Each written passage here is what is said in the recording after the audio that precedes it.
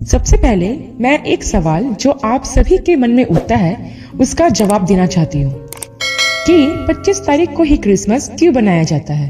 प्रियो, मैं आपको बता दूं कि 25 तारीख को प्रभु यीशु मसीह का जन्म नहीं हुआ था और ना ही बाइबल में हमें ऐसे किसी तारीख के बारे में बताया गया है जिसमें प्रभु यीशु का जन्म हुआ हो।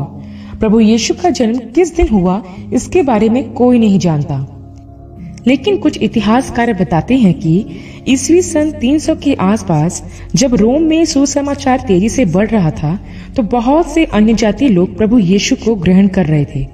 उस समय रोम में 25 तारीख को सूर्य का जन्म दिवस बड़ी धूमधाम से मनाया जाता था, क्योंकि वहां के लोग सूर्य को देवता के रूप में पूजते थे। उसी समय जब राजा कॉन्स्टेंटाइन, जो रोम का राजा था, उसने भी सुसमाचार सुना और प्रभु यीशु पर विश्वास किया।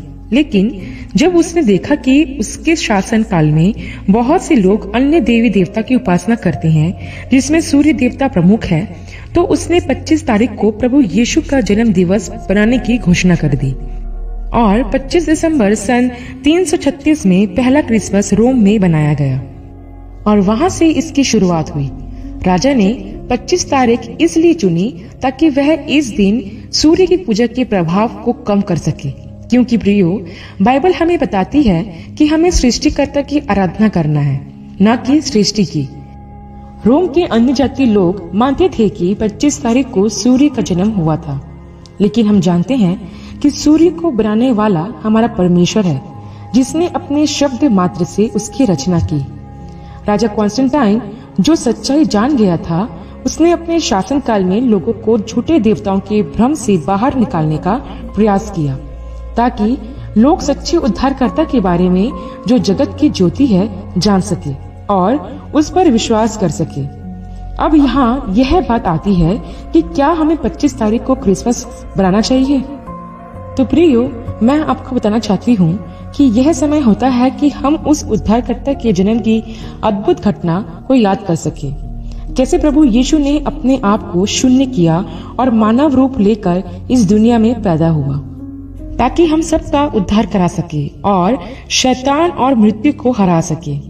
तो हमें इस दिन को धन्यवाद और आनंद के साथ बनाना चाहिए और दूसरों को भी हमें अपने इस आनंद में शामिल करना चाहिए। इसके साथ ही प्रियो, क्रिसमस पर जो सेंटा क्लॉज हम देखते हैं उसके बारे में भी मैं आपको बताना चाहती हूँ कि सेंटा क्लॉज एक भ्रम है, एक धोखा है जो शैतान के द्वारा फैलाया गया है, क्योंकि सेंटा क्लॉज का प्रभु यीशु मसीह के जन्म से दूर दूर तक कोई लेना देना नहीं है। लेकिन आज दुनिया में क्रिसमस के दिन प्रभु यीशु मसीह से ज्यादा सेंटा क्लॉज को महत्व दिया जाता है। प्रियो, ध्यान रखें कि सेंटा क्लॉज की छवि आज लोगों को क्रिसमस के मुख्य उद्देश्य से दूर लेकर जा रही है, क्योंकि हर साल क्रिसमस पर लोगों के मन में, यहाँ तक कि बच्चों के मन में भी यही बात आती है कि क्रिसमस आ रहा है तो सेंटा क्लॉज आएगा और हमें गिफ्ट देकर जाएगा। प्रियो, सेंटा क्लॉज के बारे में मैं आपको बता दूं कि जब प्रारंभिक समय में कलीसिया तेजी से बढ़ रही थी तो उसी समय एक व्यक्ति था जिसे निकोलस के नाम से जानते थे।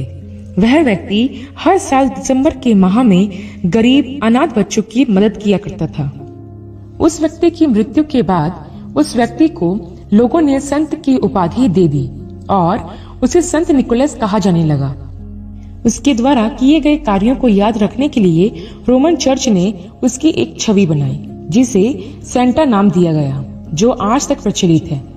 अब यहाँ पर मैं एक बात आपको बता दूं प्रियो कि निकोलस सिर्फ एक व्यक्ति था जिसने परमेश्वर के प्रेम को पाकर उसे दूसरे लोगों तक भी बांटा, इसलिए वह गरीब और अनाथ बच्चों की मदद किया करता था। आज हम उस तोहफे को भूल जाते हैं जो स्वर्गीय पिता ने अपने बेटे प्रभु यीशु मसीह के रूप में हमें दिया है। हर साल बच्चे सिर्फ यही जानते हैं कि सेंटा आएगा और गिफ्ट देकर जाएगा, लेकिन वो उस गिफ्ट को नहीं जानते जो प्रभु यीशु के रूप में पूरी दुनिया को दिया गया है। प्रियो, आप अपने घर में ही अपने बच्चों से पूछ कर देखिए कि क्रिसमस पर क्या होता है। मुझे पूरा यकीन है कि आपके बच्चे भी यही बोलेंगे कि क्रिसमस पर सेंटा क्लॉज आता है। अब मैं आपसे पूछना चाहती हूँ कि क्या आपने अपने बच्चों को क्रिसमस के सही अर्थ के बारे में बताया है? प्रियो, आज पूरी दुनिया में क्रिसमस सिर्फ मौज मस्ती करने और खाने पीने के लिए ही मनाया जाता है। मैंने बहुत से चर्चेज में देखा है कि दिसंबर माह शुरू होते ही लोगों के घर में क्रिसमस पार्टियां शुरू हो जाती है और लोगों का सारा ध्यान सिर्फ खाने पीने और मौज मस्ती पर ही रहता है। यह वास्तविक क्रिसमस नहीं है जो हमें मनाना चाहिए। क्रिसमस पर हमारे पास अवसर होता है कि हम उस परमेश्वर का धन्यवाद दें जिसने हमें पापों से छुड़ाने के लिए अपना इकलौता बेटा हमें दे दिया ताकि हमारा उद्धार हो सके। प्रियो, हर साल क्रिसमस पर हम लोग अपना घर सजाते हैं, अपने लिए नए कपड़े लेते हैं, पकवान बनाते हैं। यह सब हम किसके लिए करते हैं? क्या प्रभु के लिए? नहीं प्रियो, ये सब हम सिर्फ अपने लिए करते हैं। जरा सोचे प्रियो कि ऐसा क्या है जो आप क्रिसमस पर प्रभु के लिए करते हो। आपको पता चलेगा कि हर साल आप क्रिसमस सिर्फ अपने लिए ही मनाते आए हो। हर साल हम सिर्फ अपने बारे में ही सोचते हैं, अपना घर, अपने बच्चे, अपना परिवार, लेकिन यह क्रिसमस मनाना नहीं है। जैसे प्रभु यीशु मसीह इस दुनिया में अपने लिए नहीं बल्कि हम सबके लिए आए, वैसे ही प्रियो, जब हमने प्रभु पर विश्वास किया है और उसको अपना उद्धारकर्ता माना है, तो हमें भी अपने लिए नहीं बल्कि लोगों की खुशी और उन तक परमेश्वर के प्रेम को पहुंचाने के लिए प्रयास करना चाहिए। ये वास्तविक क्रिसमस है कि हम अपने लिए कुछ ना करके लोगों के लिए करें जिन्हें हमारी जरूरत है। प्रियो, मैं आपको प्रोत्साहित करना चाहती हूँ कि इस साल जब आप क्रिसमस मनाते हैं और अपने परिवार के लिए कपड़े खरीदते हैं, तो एक जोड़ी कपड़ा आप एक्स्ट्रा खरीदें और उसे किसी जरूरतमंद व्यक्ति को जरूर दें। जब आप पकवान बनाते हैं तो सबसे पहले उनको बांटे जो एक वक्त के भोजन के लिए तरसते हैं। जब आप ऐसा करोगे तब यह क्रिसमस एक सच्चा क्रिसमस होगा, क्योंकि प्रभु भी यही चाहते हैं कि हम अनाथ, विधवा और बेसहारा लोगों की सुधि लें और उनके साथ परमेश्वर के प्रेम को शेयर करें। परमेश्वर इससे प्रसन्न होगा और इसके बदले में कई गुना की खुशी, आनंद और आशीष वह आपको देगा। प्रियो, एक और बात मैं आपको बताना चाहती हूँ कि जो मैंने देखी है कि लोग क्रिसमस तो मनाते हैं, लेकिन उनके मन में अपने पड़ोसियों के प्रति, रिश्तेदारों के प्रति, मित्रों के प्रति या जिन्होंने उन्हें सताया है उनके प्रति कड़वाहट और ईर्ष्या भरी हुई होती है। कई चर्चों में लोग संगति करने चर्च तो जाते हैं, लेकिन चर्च के सभी विश्वासियों के साथ उनका संबंध सही नहीं होता है। प्रियो, आप जानते हैं कि हर साल हम क्रिसमस पर अपने घर की सफाई करते हैं, लेकिन अपने मन की सफाई करना भूल जाते हैं। परमेश्वर प्रेम है और प्रेम इस दुनिया में आया और सबको प्रेम करना सिखाया, फिर चाहे वो हमारा दुश्मन ही क्यों ना हो, क्योंकि लिखा है कि अपने शत्रुओं से प्रेम करो और अपने सताने वालों के लिए प्रार्थना करो और उन्हें क्षमा करो जिन्होंने हमारे विरुद्ध अपराध किए हैं, हमें दुख पहुंचाया है और हमें सताया है।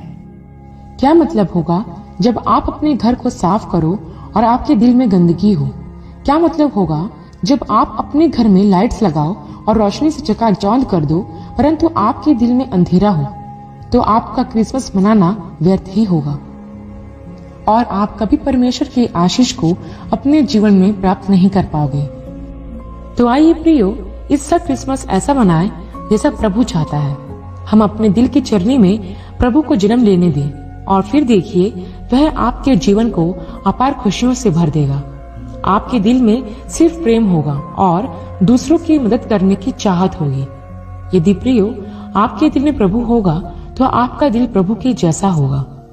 आशा करती हूँ प्रियो कि इस संदेश के माध्यम से आप क्रिसमस की सच्चाई को और उसके महत्व को अच्छे से समझ पाए होंगे।